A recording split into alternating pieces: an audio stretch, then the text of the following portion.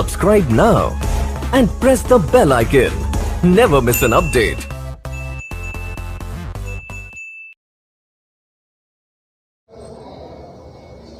Welcome to all of you in my YouTube channel with Arjun sir, Chemistry class 10th. Today I am going to start types of chemical reaction, that is exothermic and endothermic reaction, neutralization reaction and combustion reaction. Okay, in last class I was discuss different type of chemical reaction, that is double displacement reaction and redox reaction. Okay, so today your first type of reaction is exothermic and endothermic reaction. So let us start exothermic and endothermic reaction. तो इस reaction को हम लोग क्या करेंगे, compare करते हुए चलेंगे। दोनों रिएक्शन को एक ही जगह लिख देते हैं और दोनों को आपस में कंपेयर करेंगे, देन उसका एग्जाम्पल से हम लोग उसको समझेंगे। ओके, तो this is exothermic reaction and endothermic reaction. Endothermic reaction,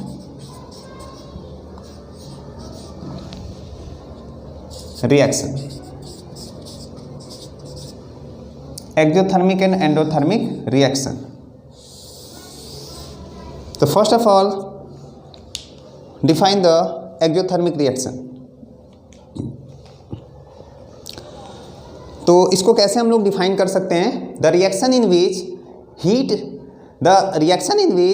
heat energy or light energy or electrical energy are evolved. तो this type of reaction is known as exothermic reaction. जैसे कि कोई भी ऐसा रिएक्शन है जिसमें हीट एनर्जी इवॉल्व हो रहा है, ठीक है, इवॉल्व मतलब रिलीज हो रहा है, तो इस तरह के रिएक्शन को हम लोग क्या बोलते हैं? Exothermic reaction. Okay, similarly endothermic reaction क्या होता है कि एक ऐसा रिएक्शन जिसमें क्या होता है, एनर्जी एब्जॉर्ब होता है। मतलब कोई भी रिएक्शन है, उस रिएक्शन में एनर्जी क्या होती है, यूज हो जाती है। तो इस तरह के रिएक्शन को हम लोग क्या बोलते हैं? Endothermic reaction. ओके, तो एक्सोथर्मिक एंडोथर्मिक रिएक्शन का डिफिनीशन हमने देखा। अब इसको एग्जाम्पल से वन बाय वन हम लोग समझ लेते हैं। तो पहले हमारा एक्सोथर्मिक रिएक्शन क्या होता है, इसको जनरल वे में मैं समझा देता हूँ। एक्सोथर्मिक का मतलब क्या होता है? एक्सोथर्मिक है, जैसे suppose that take quick lime means चूना।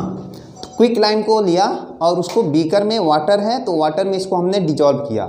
आफ्टर सम टाइम बीकर जो होता है वो क्या हो जाता है? हॉट हो जाता है, गर्म हो जाता है। क्यों? Because during the reaction heat energy is evolve. तो हीट एनर्जी इवॉल्व होता है, तो इस तरह के रिएक्शन को हम लोग क्या बोलते हैं? Exothermic reaction. Got it? तो ये चीज़ आपको क्लियर हो गया होगा कि एक्सोथर्मिक रिएक्शन होता क्या है। या हम सेकेंड एग्जांपल लेके बताते हैं इसको। Suppose that in your body respiration reaction takes place. तो रेस्पिरेशन होता है, तो रेस्पिरेशन में होगा क्या? Glucose molecule in your blood and this glucose molecule is react with oxygen to break down into carbon dioxide, water and energy. तो यहाँ क्या हो रहा है? रिएक्शन के during the reaction energy is release. तो इस तरह के रिएक्शन को हम लोग क्या बोलते हैं? Exothermic reaction. ओके, जैसे कि और भी बहुत सारे एग्जाम्पल हो सकते हैं एक्सोथर्मिक का, उसको हम वन बाय वन यहाँ पे करा सकते हैं। जैसे कि एक रिएक्शन होता है थर्माइट रिएक्शन। थर्माइट रिएक्शन क्या होगा? जब हम Fe2O3 को एल्युमिनियम से रिएक्ट कराते हैं तो Al2O3 और Fe बन जाता है। तो ये भी एक तरह का एक्सोथर्मिक रिएक्शन ही हो सकता है। थर्माइट रिएक्शन जैसे होता है कि जैसे वेल्डिंग हम लोग करते हैं ना, कि जैसे जो रेलवे ट्रैक हो गया या कोई भी करेक्ट मशीन पार्ट जो आयरन से मिलके बना होता है, तो उसको जब वो क्रैक हो जाता है, तो उसको जोड़ने के लिए हम लोग एक प्रोसेस कराते हैं जिसका नाम होता है थर्माइट प्रोसेस, एंड यही थर्माइट प्रोसेस को हम लोग वेल्डिंग बोलते हैं। ओके, तो this is the exothermic reaction. तो थर्माइट रिएक्शन में भी क्या होता है? लॉट ऑफ एनर्जी रिलीज होती है। तो ये एक तरह का हो गया हमारा exothermic reaction. Similarly endothermic reaction को हम समझ लेते हैं। एंडोथर्मिक रिएक्शन क्या होता है कि the reaction in which the energy is absorb जब एनर्जी एब्जॉर्ब होगा ड्यूरिंग द रिएक्शन, तो इस तरह के रिएक्शन को हम लोग क्या बोलते हैं, एंडोथर्मिक रिएक्शन। जैसे हमने एक सिंपल एग्जांपल ले लेते हैं, लाइक कैल्शियम कार्बोनेट है, तो कैल्शियम कार्बोनेट को हम लोग क्या करेंगे, उसको हीट करेंगे। कैल्शियम कार्बोनेट को हीट कर रहा है, तो कैल्शियम कार्बोनेट एक कंपाउंड है, उसको हम हीट एनर्जी दे रहे हैं, मतलब वो कैल्शियम कार्बोनेट क्या हुआ, हीट एनर्जी को एब्जॉर्ब कर रहा है, हीट एनर्जी को यूज कर रहा है, और यूज करने के बाद this calcium carbonate is converted into calcium oxide CaO and water. Okay, तो इस तरह की एनर्जी को, इस तरह के रिएक्शन को हम लोग क्या बोलते हैं, endothermic reaction. Clear, got it? Okay, now next type of your popular example is photosynthesis. In your daily life you know, already know photosynthesis. So in photosynthesis, the carbon dioxide molecule from atmosphere react with water from plant, and in the presence of sunlight, the sunlight is the energy, is the form of energy, and this carbon dioxide react with water in the presence of sunlight to give glucose molecule. तो यहाँ भी क्या हो रहा है, energy का absorb हो रहा था, मतलब CO2 और वाटर क्या कर रहा है, एनर्जी को एब्जॉर्ब कर रहा है, सनलाइट की एनर्जी को एब्जॉर्ब कर रहा है, जिसके वजह से वो दोनों आपस में रिएक्ट करके एक ग्लूकोज मॉलिक्यूल बनाता है, जो कि हम लोग उसका यूज करते हैं। ठीक है ना, तो इस तरह के रिएक्शन को हम लोग बोलते हैं एंडोथर्मिक रिएक्शन। क्लियर? तो हम लोग पहले इसको डिफाइन कर लेते हैं, देन उसका एग्जाम्पल से फिर से दोबारा समझ लेते हैं। तो ठीक है, तो first of all definition of exothermic reaction. Those reaction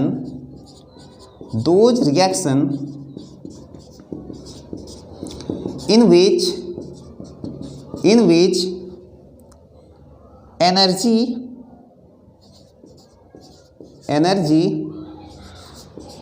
like heat energy, light energy and electrical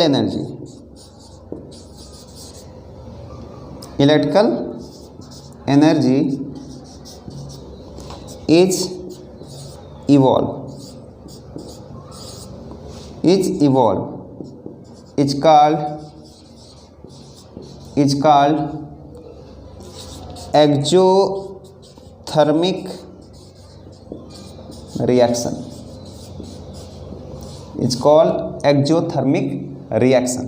तो ये चीज़ें हो गया कि कोई भी रिएक्शन है और रिएक्शन जैसे हो रहा है तो उसके साथ ही साथ क्या हो रहा है, एनर्जी भी साथ में रिलीज हो रहा है। जैसे हीट एनर्जी भी रिलीज हो सकता है, लाइट एनर्जी भी रिलीज हो सकता है, इलेक्ट्रिकल एनर्जी भी रिलीज हो सकता है। तो इस तरह के रिएक्शन को हम लोग क्या बोलते हैं, एक्जोथर्मिक रिएक्शन। एग्जाम्पल से हम इसको समझेंगे। For example, The most popular example of exothermic reaction is respiration। respiration हम देखेंगे। respiration क्या है? In respiration C6H12O6, this is the glucose molecule, and this glucose molecule react with oxygen to give CO2 and water and plus साथ में क्या निकल जाएगा, energy साथ में क्या निकलेगा, एनर्जी। तो यहाँ पे हम इसको बैलेंस कर सकते हैं। This is 6 mole, this is also 6 mole, this is also 6 मोल। तो इस तरह से बैलेंस केमिकल इक्वेशन हो गया। इसको हम लोग क्या बोलते हैं, this is the respiration reaction.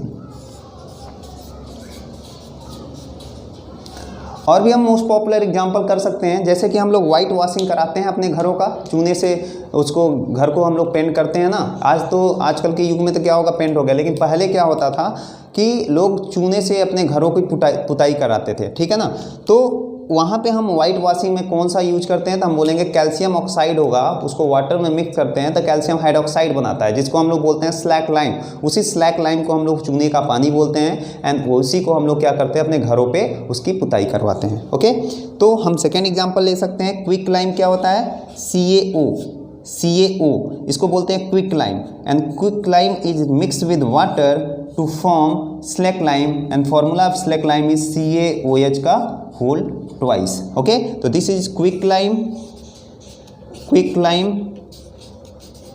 And this is slaked lime,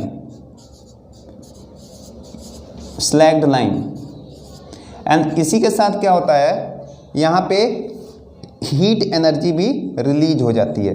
heat energy कैसे हम इसको आइडेंटिफाई करेंगे कि एनर्जी रिलीज हो रही है कि नहीं हो रही है, एक्जोथर्मिक है या नहीं है। तो हम क्या करेंगे, take a test tube and fill with water and few particle of calcium oxide is added inside the test tube. तो उस टेस्ट ट्यूब के अंदर हम क्या करेंगे, कैल्शियम ऑक्साइड के कुछ पार्टिकल को उसमें ऐड करेंगे। ओके, तो after some time test tube क्या होगा, टेस्ट ट्यूब देखेंगे तो वो हीट हो जाएगा। टेस्ट ट्यूब हीट हो जा रहा है, क्यों हीट हो रहा है, because during the reaction energy is release, and जब एनर्जी रिलीज होगा तो इस प्रोसेस को हम लोग क्या बोलते हैं, exothermic reaction. Clear, got it? Okay, now next type of next example of exothermic reaction is, जैसे कि हमने ले लिया Fe2O3 and plus aluminium and both, ये दोनों एक तरह का ये डिस्प्लेसमेंट रिएक्शन ही होगा।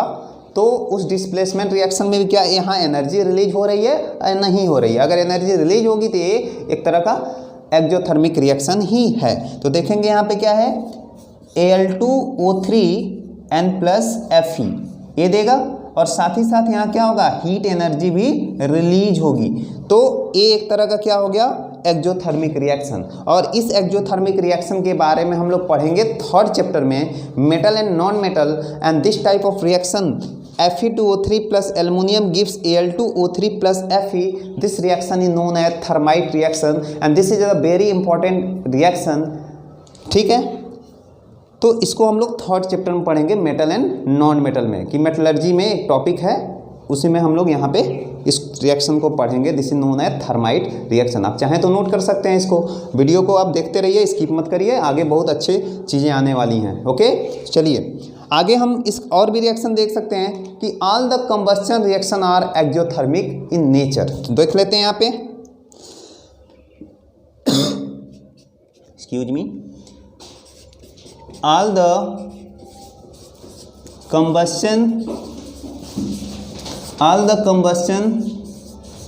reactions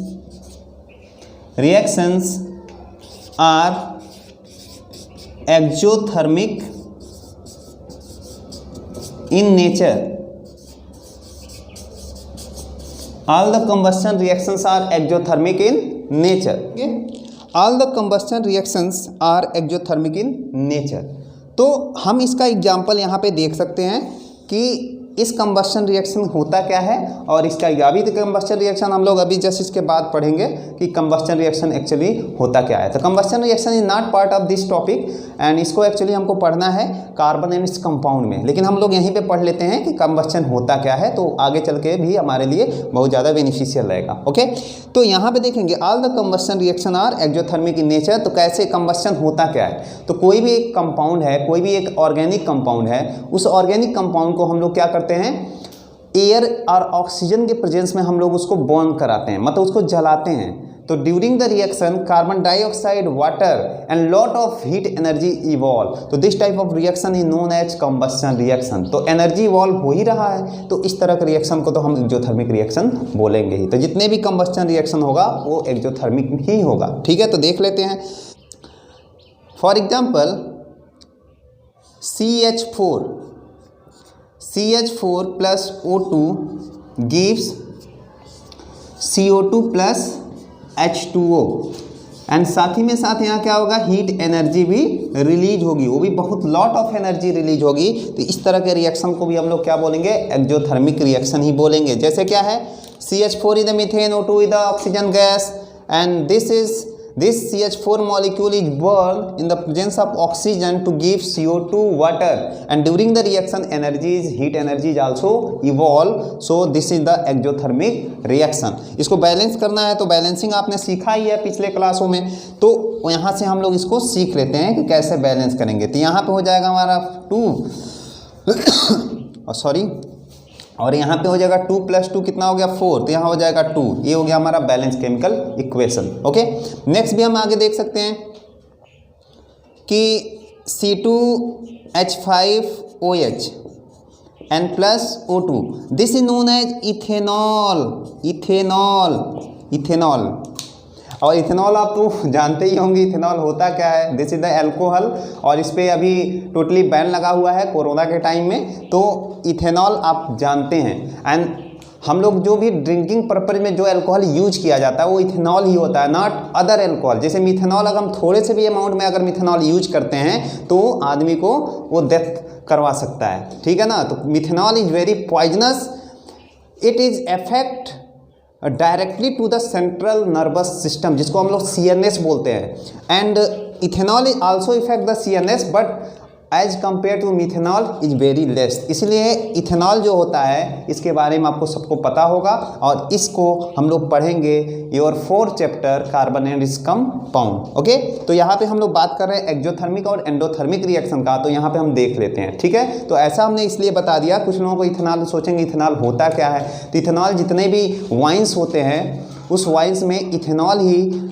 मेजर इंग्रेडिएंट होता है। ओके, तो आगे देखेंगे C2H5OH plus O2 gives CO2 and plus water, and during the reaction energy is also evolved, so this is also a exothermic reaction। अब इसको बैलेंस करना है, बैलेंस कर लेते हैं।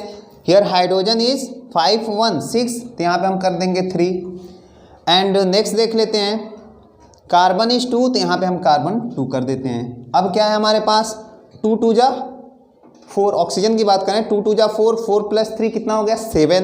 अब यहाँ पे देखेंगे एक ऑक्सीजन ऑलरेडी यहाँ पे है, यहाँ पे 2 है, तो हम इसको 6 करना है तो 3 से मल्टीप्लाई कर दिया, तो ये हमारा बैलेंस हो गया। तो ये जितने भी रिएक्शन हमने अभी तक पढ़ा इस सब के सब क्या है, एक्जोथर्मिक रिएक्शन है, और इसको हम लोग ऐसे देख सकते हैं। और भी एग्जाम्पल है, आप ट्राई करिएगा, नहीं समझ में आता है तो आप कमेंट बॉक्स में कमेंट करेंगे, उसके बारे में मैं आगे आपको कमेंट में सेंड कर दूंगा। Okay, now next type of reaction is endothermic reaction. तो endothermic just opposite of the exothermic reaction. तो एक्जोथर्मिक आखिर होता क्या था, और उसी तरह से हम एंडोथर्मिक क्या होगा उसके बारे में देख लेते हैं। तो सबसे पहले हम इसका डिफिनीशन देख लेते हैं, देन एग्जाम्पल्स उसको 1 बाय 1 समझते हैं। ओके, तो ये क्या है इसको देखेंगे।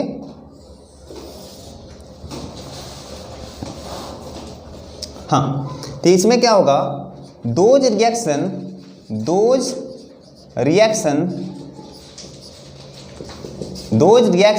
in which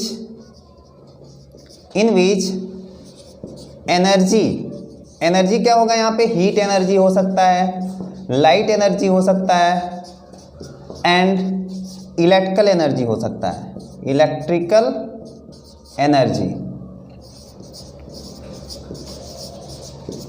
तो those reaction in which energy is absorbed, और इसी को बोल सकते हैं used up, ठीक है, is called endothermic reaction.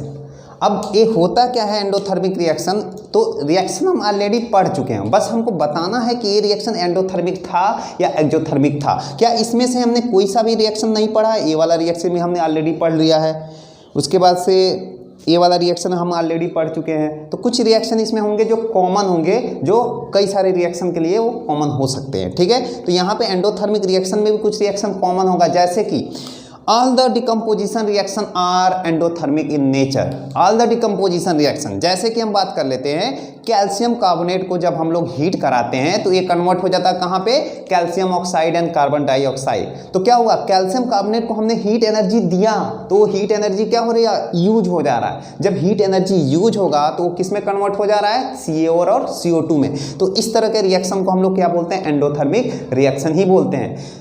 Second example हम ले सकते हैं, जैसे कि हम बात करें फोटोसिंथेसिस।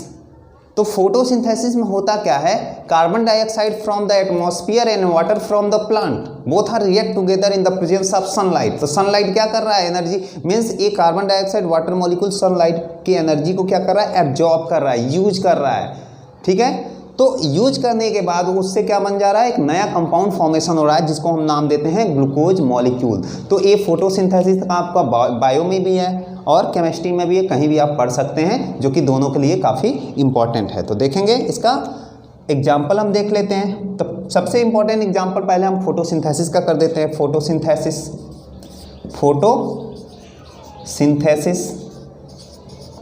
तो फोटोसिंथेसिस होता क्या है देखेंगे यहाँ पे, CO2 and plus water H2O and ये CO2 वाटर क्या करेगा यहाँ पे सनलाइट के प्रेजेंस में रिएक्ट करेगा, ठीक है। तो क्या फॉर्मेशन करेगा, C6H12O6 and plus O2, okay. तो यहाँ पे बैलेंस करते हैं तो ये 6 हो जाएगा, ये भी 6 हो जाएगा और ये भी 6 हो जाएगा, और इसको हम लोग क्या बोलते हैं, ग्लूकोज। ये ऑलरेडी आप जानते हैं ग्लूकोज बोलते हैं उसको, ग्लूकोज हमने यहाँ भी बताया था। तो ये रिएक्शन हो गया हमारा क्या, एंडोथर्मिक रिएक्शन। क्यों ये रिएक्शन हो रहा है, इसमें है ये एनर्जी क्या है, सन एनर्जी, सनलाइट क्या है, लाइट एनर्जी है। लाइट एनर्जी क्या हो रहा है, यूज हो रहा है इस रिएक्शन, ड्यूरिंग दिस रिएक्शन। तो एक कंपाउंड फॉर्मेशन हो रहा है। तो इस तरह से हम बोल सकते हैं कि जो फोटोसिंथेसिस रिएक्शन होता है वो रेस्पिरेशन का जस्ट अपोजिट होता है। समझ में आ रहा होगा आपको। देखेंगे यहाँ पे एक ग्लूकोज ऑक्सीजन से रिएक्ट करके CO2 और H2O दे रहा था और हीट एनर्जी यहाँ पे रिलीज हो रही थी। लेकिन यहाँ पे फोटोसिंथेसिस, ये रेस्पिरेशन का केस है, यहाँ पे फोटोसिंथेसिस में देखेंगे आप CO2 water light energy, sunlight energy के प्रेजेंस में रिएक्ट कर रहा है, तो यहाँ पे ग्लूकोज और ऑक्सीजन गैस दे रहा है। तो ए इसका मतलब हम बोल सकते हैं respiration reaction is just opposite of photosynthesis, ठीक है, गॉट इट, ओके। आगे चलते हैं, नेक्स्ट टाइप ऑफ रिएक्शन इसका देख लेते हैं कि जितना अभी हमने बताया था, all the decomposition reactions are endothermic in nature. तो देख लेते हैं, all the decomposition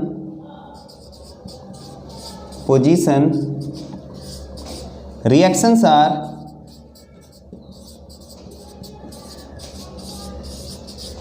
endothermic in nature. तो आई होप आपको सब क्लियर हो रहा होगा। तो वीडियो प्लीज़ आप वीडियो को स्किप न करिएगा, इसको आप देखते रहेंगे। जितना ही अच्छा ये देखेंगे आपको उतना ही मज़ा आने लगेगा इस पर्टिकुलर टॉपिक को पढ़ने में या पूरे सिलेबस को पढ़ने में, ओके। क्योंकि यहाँ पे क्या है, कुछ अच्छी चीज़ें हैं, कुछ ऐसा चीज़ हो सकता है जो आपको जल्दी समझ में नहीं आता हो, कुछ ऐसे चीज़ें हैं जो बहुत जल्दी समझ में आ जा रहा होगा। तो थोड़ा सा आप देखेंगे, एक एक चीज़ 1 बाय 1 पढ़ेंगे तो आपको क्लियर होगा। केमिस्ट्री एक ऐसा सब्जेक्ट है जिसमें अगर आप प्रीवियस 1 छोड़ देते हैं तो आगे वाला चीज़ आपको समझ में नहीं आएगा। तो सबसे पहले इसमें ज़रूरी होता है बेसिक कंसेप्ट का। जब तक हम बेसिक कंसेप्ट क्लियर नहीं करेंगे तब तक हम आगे का कुछ भी टॉपिक क्लियर नहीं कर सकते हैं। तो इससे जो भी हमने रिएक्शन अभी तक पढ़ाया, जैसे कि हमने पढ़ाया combination reaction, decomposition reaction, displacement reaction, double displacement reaction, redox reaction, सब एक दूसरे से इंटर रिलेटेड है, और अगर हम उसमें से एक भी रिएक्शन को छोड़ते हैं तो अगला रिएक्शन हमको समझ में नहीं आएगा। तो केमिस्ट्री का कोई भी टॉपिक होगा, जैसे कि हमने यहाँ पढ़ा chemical reaction and equation, this is your first chapter. तो फर्स्ट चैप्टर को पढ़े बिना अगर हम सेकेंड चैप्टर पर डायरेक्ट स्किप करते हैं, जैसे हमारा है एसिड बेसिस एंड सॉल्ट, तो एसिड बेसिस एंड सॉल्ट में क्या होता है, यही सब रिएक्शन बार घूम घाम के आएगा, जिससे कि हमको बहुत ज़्यादा डिफिकल्टी हो सकता है अगर हम फर्स्ट चैप्टर नहीं पढ़े रहेंगे। सिमिलरली हम थर्ड चैप्टर में अगर स्किप डायरेक्ट करते हैं कि हमको मेटल एंड नॉन मेटल पढ़ना है, तो मेटल नॉन मेटल में यही रिएक्शन सब आने वाले हैं। इसमें से कुछ मेटल से रिलेटेड जो एग्जाम्पल होंगे वहाँ पर हमको देखने को मिलेगा। तो होता क्या है कि अगर हम एक स्टेप अगर छोड़ेंगे तो दूसरा स्टेप हमको समझ में नहीं आता है। तो केमिस्ट्री का यही बेसिक कंसेप्ट है। अगर हमको केमिस्ट्री अच्छे से सीखना है तो हमको 1 बाय 1 चलना पड़ेगा, जिसके वजह से हमको इजी वे में हमको समझ में आया। तो जब हम लोग कहाँ पे थे, एंडोथर्मिक रिएक्शन के सेकेंड एग्जाम्पल पे, all the decomposition reactions are endothermic in nature. तो एंडोथर्मिक नेचर क्या होता है, अभी हमने बताया एनर्जी का एब्जॉर्प्शन होता है, एनर्जी यूज होता है। तो यहाँ पे क्या है कि डिकम्पोजिशन रिएक्शन आप ऑलरेडी पढ़े होंगे, thermal decomposition, photolytic decomposition and electrolytic decomposition. तो हम चाहें तो एक एक एग्जाम्पल सबका लेके देख सकते हैं, वो सब के सब क्या हो जाएंगे, एंडोथर्मिक रिएक्शन। जैसे कि हमने फर्स्ट एग्जाम्पल ले लिया CaCO3 एंड इसको हीट एनर्जी दिया तो ए कन्वर्ट हो गया किसमें, CaO प्लस CO2 में। सिंपल सी बात है, एक्जोथर्मिक रिएक्शन में जो एनर्जी होगा वो प्रोडक्ट साइड में होगा, एंडोथर्मिक रिएक्शन में जो एनर्जी होगा वो रिएक्टेंट साइड में होगा। यही दोनों में डिफरेंस करने का सबसे अच्छा तरीका है, तो इसको हम लोग ऐसे भी कर सकते हैं। एक और रिएक्शन हम देख सकते हैं, जैसे कि हमने ले लिया लीड नाइट्रेट PbNO3, इसका होल ट्वाइस किया एंड इसको हीटिंग कराया, this is converted into PbO plus NO2 and plus O2। इसको बैलेंस करने का तरीका आपको ऑलरेडी पता है, इसको बैलेंस किया, इसको 4 किया, इसको 2 किया, ये हो गया बैलेंस। एंड ये तो दोनों हो गया, this is the thermal decomposition. तो जितने भी थर्मल डिकम्पोजिशन होंगे वो हमारा एंडोथर्मिक रिएक्शन होगा। एक फोटोलिटिक डिकम्पोजिशन भी देख सकते हैं, जैसे कि हमने ले लिया AgCl एंड AgCl में हम लोग क्या कर रहे हैं, लाइट। अभी हमने देखा यहाँ पे लाइट है कि नहीं, सनलाइट, तो सनलाइट एब्जॉर्ब हो रहा है, तो ये भी क्या हो गया, एक तरह का एंडोथर्मिक रिएक्शन हो गया। तो यहाँ पे भी AgCl हमने ऑलरेडी पढ़ा हुआ है, तो AgCl ये लाइट के प्रेजेंस में किसमें ब्रेक हो जाता है, Ag प्लस Cl2 में। ओके, इसी तरह से एक इलेक्ट्रोलिटिक डिकम्पोजिशन भी हम देख सकते हैं, जैसे कि हमने ले लिया H2O,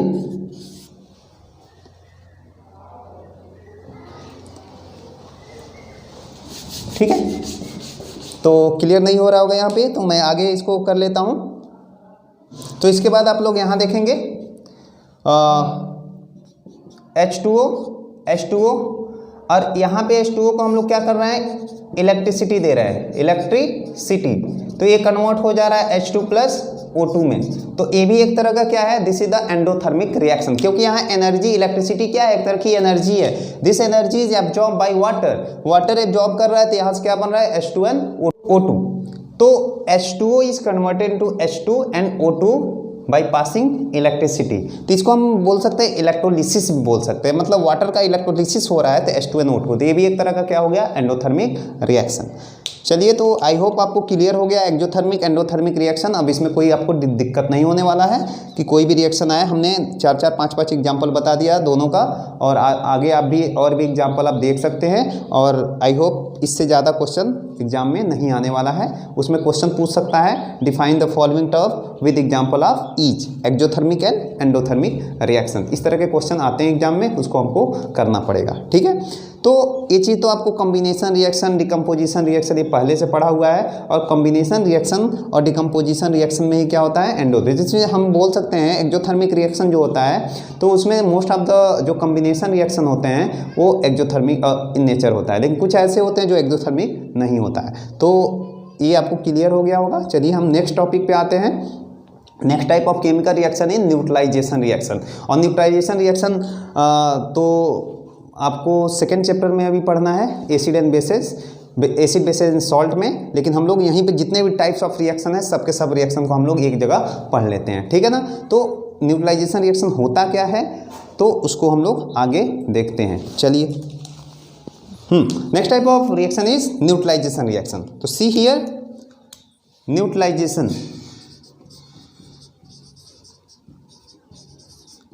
neutralisation reaction, neutralisation reaction. Neutralisation का मीनिंग क्या होगा, न्यूट्रल, उसमें क्या है, न्यूट्रल। न्यूट्रल का मतलब होता है, जैसे कि हमने बात किया कि अगर नॉर्मल वे में देखें तो हम बोलते हैं पॉजिटिव, जितना पॉजिटिव चार्ज होगा उतना ही निगेटिव चार्ज हो। तो पॉजिटिव और निगेटिव चार्ज अगर इक्वल अमाउंट में है तो हम उसको क्या बोलते हैं, ये न्यूट्रल है। उसी तरह से हम बात करें कि अगर कोई भी एसिड है एंड रिएक्शन की बात कर रहा है, तो रिएक्शन की बात करेगा तो उसमें हम एसिड और बेस से इसको देखते हैं। तो कोई भी एक स्ट्रॉन्ग एसिड है, उस स्ट्रॉन्ग एसिड का रिएक्शन हम एक स्ट्रॉन्ग बेस के साथ कराते हैं, तो क्या बनाता है, ऑलवेज सॉल्ट एंड वाटर। तो सॉल्ट एंड वाटर बनाएगा। तो इसी तरह के इस प्रोसेस को हम लोग क्या बोलते हैं, न्यूट्रलाइजेशन रिएक्शन, जो कि हम लोग सेकेंड चैप्टर में पढ़ेंगे कि what is strong acid, strong base, weak acid and weak base. और दोनों में जो रिएक्शन होता है तो वो सॉल्ट किस तरह का बनेगा, मीन्स न्यूट्रल सॉल्ट बनेगा, एसिडिक सॉल्ट बनेगा या बेसिक सॉल्ट बनेगा। तो चलिए हम लोग उसको आगे कंटिन्यू करेंगे इन सेकेंड चैप्टर। लेकिन अभी यहाँ पे न्यूट्रलाइजेशन रिएक्शन होता क्या है बस उसको समझते हैं, बाकी का चीज़ें जो हैं उसको हम लोग नेक्स्ट चैप्टर में पढ़ेंगे।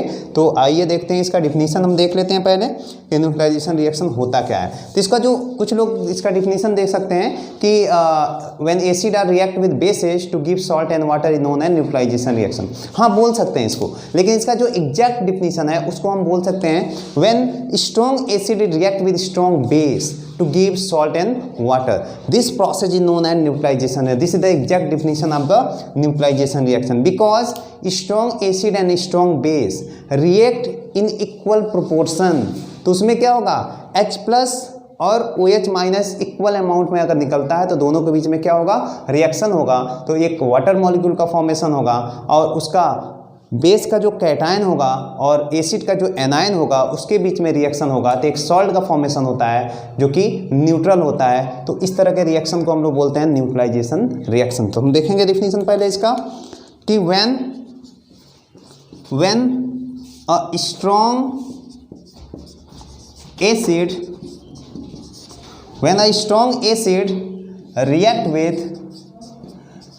with strong base to give salt and water, this process is called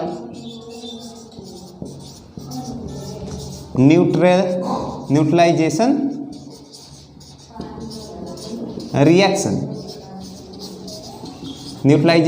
reaction.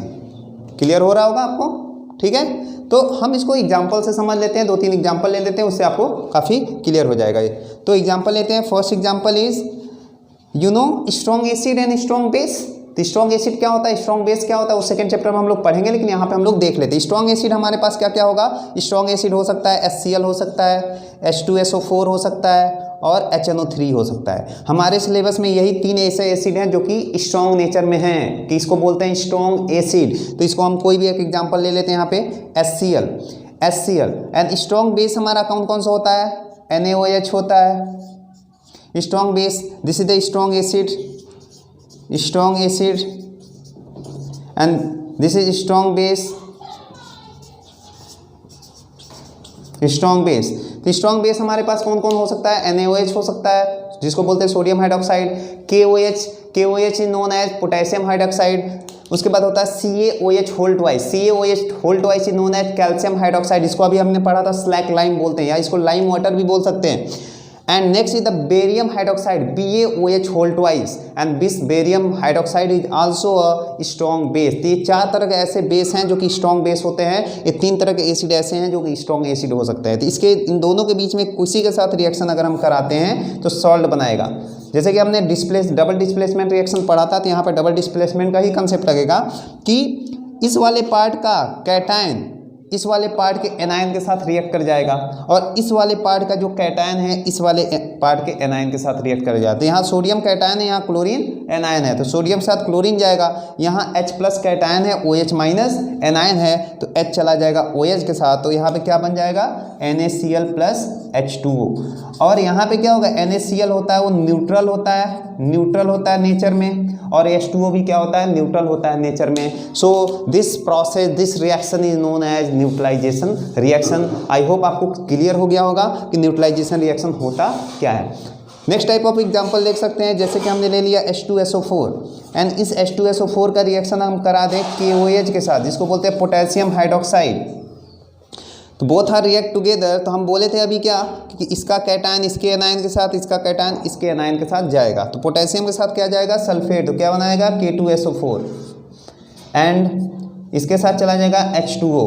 तो ये बन गया हमारा 2 मोल ऑफ वाटर। तो ये हो गया हमारा सॉल्ट जिसको बोलते हैं न्यूट्रल सॉल्ट। ये न्यूट्रल सॉल्ट क्या होता है, एसिडिक सॉल्ट क्या होता है, बेसिक सॉल्ट क्या होता है, इसको हम लोग सेकेंड चैप्टर में पढ़ेंगे, एसिड बेसिस एंड सॉल्ट में। लेकिन यहाँ पे आप देख सकते हैं यहाँ पे न्यूट्रल क्यों है, because both are acid and bases both are strong. So यहाँ पे क्या है, दोनों के दोनों स्ट्रॉन्ग है, दोनों एक दूसरे पे डोमिनेट हो नहीं होंगे, तो ये दोनों एक दूसरे को क्या करेंगे, न्यूट्रलाइज करेंगे। So this salt is the neutral in nature. और भी एग्जाम्पल आप चाहें तो नोट कर सकते हैं यहाँ पे। जैसे हमने थर्ड एग्जाम्पल ले लिया HNO3 रिएक्ट कर जाएगा किसके साथ, हम बोल सकते हैं यहाँ पे कैल्शियम हाइड्रोक्साइड के साथ रिएक्ट कर जाए, CaOH का होल ट्वाइस। तो ए क्या बना लेगा, ए बना लेगा कैल्शियम के साथ नाइट्रेट गया तो CaNO3 का होल ट्वाइस ये बना लिया, N प्लस एक वाटर मॉलिक्यूल निकल जाएगा, एक नहीं यहाँ पे 2 वाटर मॉलिक्यूल निकलेगा। ओके, तो ये इस तरह के रिएक्शन को हम लोग क्या बोलते हैं, न्यूट्रलाइजेशन रिएक्शन। अब लास्ट टाइप का एक रिएक्शन हमारे पास बचता है, उसको हम लोग अभी हमने पढ़ा था एक्सोथर्मिक रिएक्शन में ही पढ़ा था कि कंबस्शन रिएक्शन होता क्या है, उसको भी हम लोग एक बार देख लेते हैं कि कंबस्शन रिएक्शन आखिर एक्चुअली होता क्या है। तो देखेंगे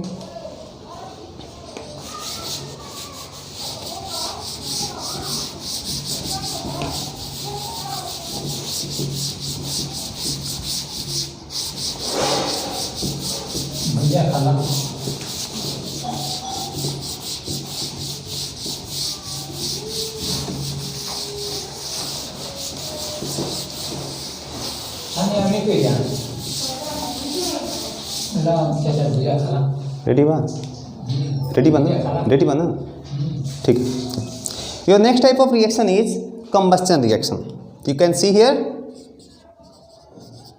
combustion reaction and this is the last type of chemical reaction,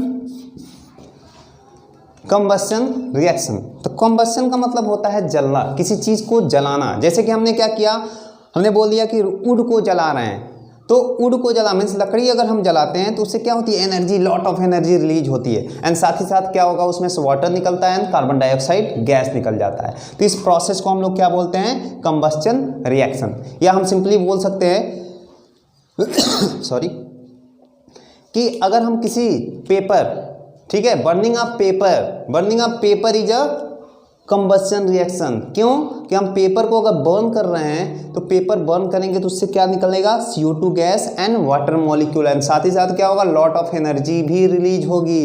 तो ये एक तरह का क्या हो गया, कंबस्शन रिएक्शन। या हम इसको डिफाइन कैसे करेंगे, when any organic compound is born in the presence of air or oxygen to form CO2 gas and water molecule and during the reaction lot of energy is also released. This type of reaction is known as combustion reaction. And अभी हमने पीछे बताया था कि all the combustion reaction are exothermic in nature, मतलब उसमें energy release होना compulsory है, वो एनर्जी रिलीज करेगा ही करेगा। जब तक वो एनर्जी रिलीज नहीं करेगा तो इसको हम कंबस्शन रिएक्शन नहीं बोल सकते हैं। एंड कोई भी कंबस्शन रिएक्शन जो होता है वो एयर और ऑक्सीजन के प्रेजेंस में ही होता है, तो इसको हम लोग कंबस्शन रिएक्शन बोलते हैं। देखते हैं आगे डिफिनीशन इसका। Excuse me. When any organic compound क्या होता है और इनऑर्गेनिक कंपाउंड क्या होता है, इसके बारे में हम लोग 4th चैप्टर में पढ़ेंगे कि what do you mean by organic compound and what do you mean by inorganic compound. Actually होता क्या है, बहुत सिंपल होता है, जिसको हम लोग 4th चैप्टर कार्बोनेट्स कंपाउंड में पढ़ेंगे। लेकिन यहाँ पे अभी देख लेते हैं कि व्हेन एनी, अभी बता भी दूंगा ऑर्गेनिक कंपाउंड होता क्या है, पहले हम लोग डिफिनीशन और एग्जांपल देख लेते हैं, उसी के साथ मैं इसको डिस्कस कर देता हूँ। तो when any organic compound is born in the presence of air or oxygen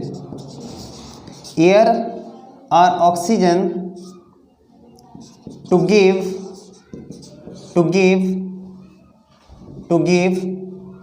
CO2 and H2O and during the reaction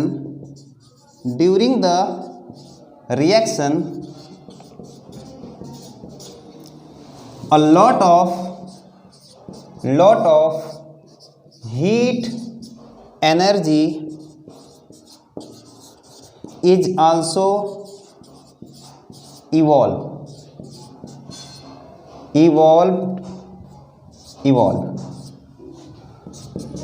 This type of reaction is called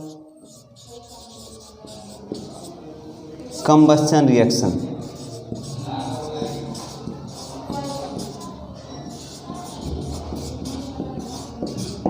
एक बार और मैं इसका डिफिनीशन देख लेता हूँ, बता देता हूँ कि क्या होगा।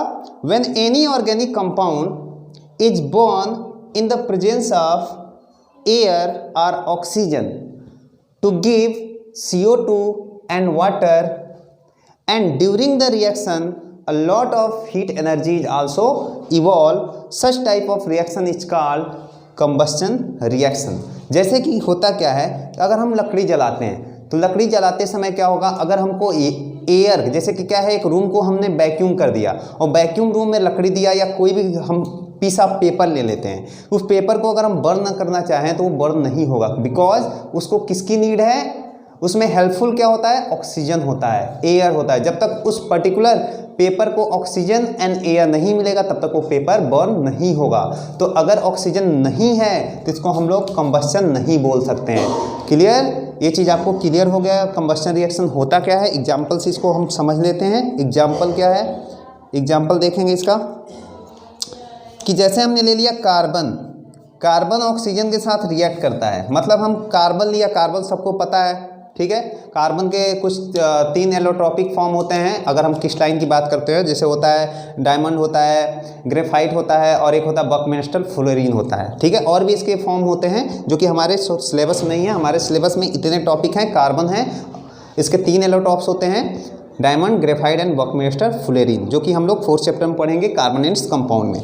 तो कार्बन एंड प्लस ऑक्सीजन, मतलब हम बोल सकते हैं कार्बन को ऑक्सीजन के प्रेजेंस में बॉन्ड कराते हैं तो यहाँ पे वाटर मॉलिक्यूल नहीं निकलेगा, क्योंकि यहाँ पे रिएक्टेंट साइड में जब तक हाइड्रोजन होगा ही नहीं तो प्रोडक्ट में हाइड्रोजन जाएगा ही नहीं, क्योंकि अकॉर्डिंग टू यहाँ पे लॉ ऑफ कंजर्वेशन मास हमको फॉलो कराना है। तो यहाँ पे अगर रिएक्टेंट साइड का मास और प्रोडक्ट साइड का मास क्या होना चाहिए, इक्वल। तो यहाँ पे वाटर है नहीं, तो यहाँ पे हम ये एक तरह का बोल सकते हैं, हमने बोला था कि वाटर भी निकलेगा, लेकिन कार्बन के केस में केवल यहाँ पे वाटर नहीं निकला, बाकी अदर एनी ऑर्गेनिक कंपाउंड वहाँ पे वाटर कंपल्सरी वो निकलेगा ही निकलेगा, ठीक है। तो यहाँ पे क्या निकलेगा, CO2 एंड प्लस साथ ही यहाँ पे हीट एनर्जी भी निकलेगा, ठीक है। तो एक तरह का क्या हो गया, कंबस्शन रिएक्शन। दूसरा देख सकते हैं CH4 को हम लोग बोलते हैं methane, this is known as methane. इसको हम 4th चैप्टर में पढ़ेंगे मीथेन होता क्या है। तो मीथेन, इसको हमने बर्न कराया ऑक्सीजन के प्रेजेंस में, this is the formation of CO2 and H2O and during the reaction heat energy is also evolve. तो इस रिएक्शन को हम लोग क्या बोलते हैं, कंबस्शन रिएक्शन। नेक्स्ट देख लेते हैं कि नेक्स्ट टाइप ऑफ रिएक्शन हम बोल सकते हैं फोटोसिंथेसिस। फोटोसिंथेसिस भी एक तरह का क्या है, कंबस्शन रिएक्शन ही है। अब हमने बताया था कि all the combustion reaction are exothermic in nature, मतलब जो कंबस्शन रिएक्शन होगा वो एक्सोथर्मिक रिएक्शन भी हो सकता है, ठीक है। तो यहाँ और भी एग्जांपल जैसे हमने ले लिया C2H5OH एन प्लस O2, तो इथेनॉल, इथेनॉल अब हमने पीछे इसका एग्जांपल बताया था। इथेनॉल जो होता है वो जितने भी अल्कोहलिक ड्रिंक्स होते हैं उस अल्कोहलिक ड्रिंक में यही इथेनॉल ही पाया जाता है। अगर in the place of ethanol कोई मिथेनॉल, मैं एक कहानी सुनाता हूँ कि एक बार क्या हुआ कि एक टैंक जा रहा था, उस टैंक में क्या था, मिथेनॉल भरा हुआ था, और वो मिथेनॉल का टैंक कहीं पे किसी गांव के बगल हाईवे से जा रहा था और गांव के बगल में जाके पलट गया।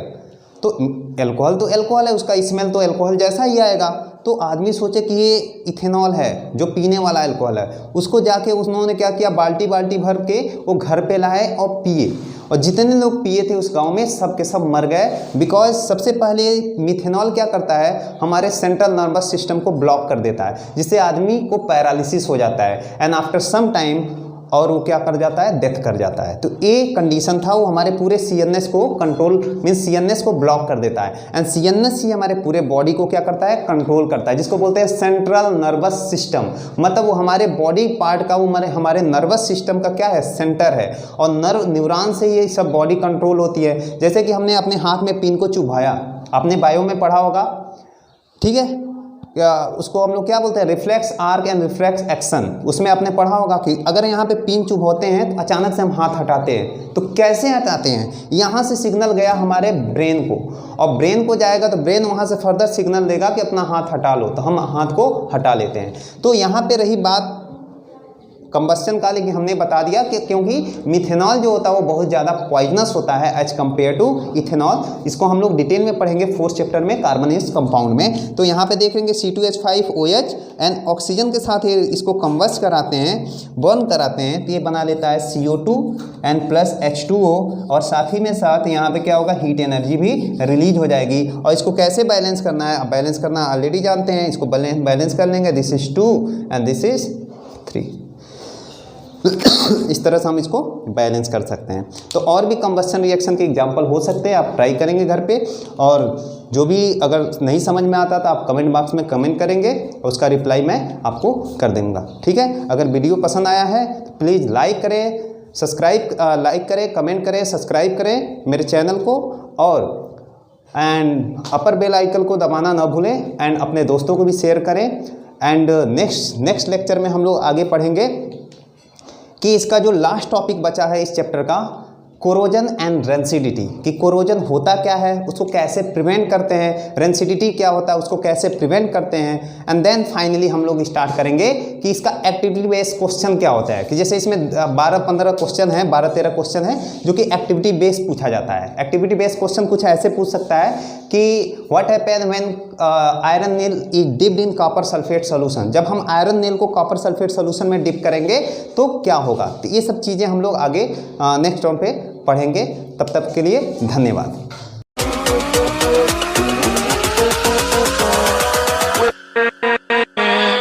with